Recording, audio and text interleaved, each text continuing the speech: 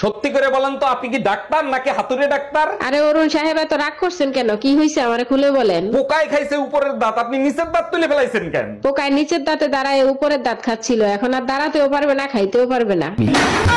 Doctor, বাচ্চার কান্নার আওয়াজ পাচ্ছি, ডেলিভারি কি হয়ে গেছে? হ্যাঁ অরুণ সাহেব, আধা ঘন্টা আগেই ডেলিভারি হয়ে গেছে, আপনার ছেলে হয়েছে। আচ্ছা ডাক্তার, একটা জিনিস আমার মাথায় খেলে না, বাচ্চারা ডেলিভারি হওয়ার সাথে সাথে কান্না করে কেন? ধরেন আপনি কারো বাসায় 9 মাস ফ্রিতে খাচ্ছেন, ঘুমাচ্ছেন, থাকতেছেন, হঠাৎ করে যদি আপনাকে লাথি মেরে বের করে দেয়, তখন আপনি কি করবেন? আচ্ছা একটা কথা বলি, সত্যি সত্যি উত্তর দিবা, একদম মিথ্যা বলবা না। কি বলো এগুলো? আমি কি আজ পর্যন্ত তোমার মিথ্যে কথা বলছি? বলো কি জানতে চাও? আচ্ছা, তোমার সাথে যদি কালো একটা মেয়ের বিয়ে হতো তখন তুমি কি করতা?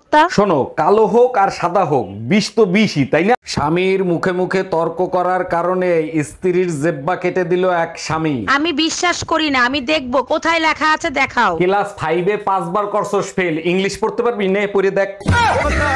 শুভ নববর্ষ ভাবি, বছরের প্রথম দিনটা আমি আপনার সাথে কাটাতে চাই। শুভ নববর্ষ অরুণ ভাই, আপনার কথা শুনে সত্যি অনেক লজ্জা পাইছি। এতে লজ্জা পাওয়ার কি আছে? বছরের প্রথম দিনটা কি আপনি আমার সাথে কাটাতে চান না?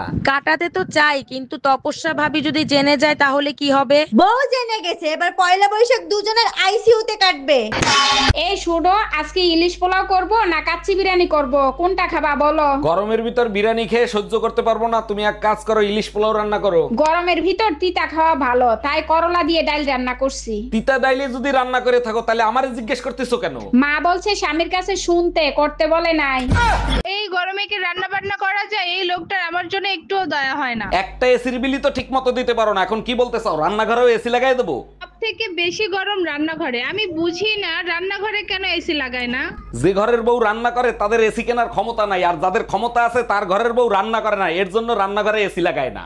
বলো বউ জিন্দাবাদ। বউ জিন্দাবাদ। এবার বলো শ্বশুর শাশুড়ি জিন্দাবাদ। শ্বশুর শাশুড়ি জিন্দাবাদ। আশেপাশের ভাবিরা মুর্দাবাদ। খবরদার, তুমি জিন্দাবাদ তাতে আমার সমস্যা নাই, তোমার বাবা মা জিন্দাবাদ তাতে আমার সমস্যা নাই, আশপাশের ভাবিরা জিন্দাবাদ ছিল, জিন্দাবাদ আছে, জিন্দাবাদ থাকবে।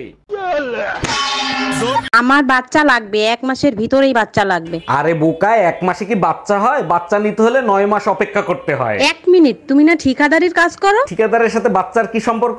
বেশি লোক লাগাই দাও, 1 মাসের ভিতরেই হয়ে যাবে। টুম্পা ভাবি পহেলা বৈশাখের জন্য কি সুন্দর একটা শাড়ি কিনছে, আর আমার ফকির জামাইটা আমারে কিচ্ছু কিনা দেয় না। তোর জাত গোষ্ঠী ফকির, আলমারি ভরা শাড়ি ওগুলো কি তোর বাপের বাড়ি দিয়ে নিয়ে আইছস? এই টুম্পা ভাবি তোমারে ফোন দিছে কেন? লাউড দিয়ে রিসিভ করো তো। হ্যালো। অরুণ ভাই, থ্যাংক ইউ সো মাচ পয়লা বৈশাখে এত সুন্দর একটা শাড়ি দেওয়ার জন্য। আরে ধুর বেটা, তোর বউর থেকে আমার বউ লাখ গুণে সুন্দর, আর আমার বউর হাতের রান্না মধু মধু, একবার যে খাইবে আঙ্গুল চাটতে থাকবে। আজ গর্বে বুকটা ভরে গেল। তুমি তোমার বন্ধু বান্ধবের কাছেও আমার প্রশংসা করো। এখন তুমি কি বলতে চাও? তোমার জন্য এখন বন্ধু বান্ধবের কাছেও বেজ্জতি হবো?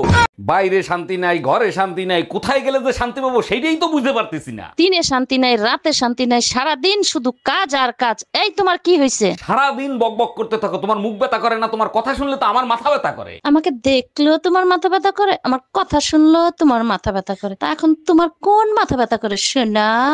দেখেছি রূপসাগরে মনের মানুষ কাঁচা সোনা। কি ব্যাপার অরুণ ভাই, আজকে আপনাকে এত খুশি খুশি লাগতেছে, কাহিনী কি? জানেন ভাবি, পাশের বাড়ির টুম্পা ভাবি যখন আমার দিকে আর নজরে তাকায়, দেখলে কলিজাটা জুড়াইয়া যায়। আরে অরুণ ভাই, টুম্পা বাবির কাছে গিয়ে দেখেন তার 2টা চোখই টেরা।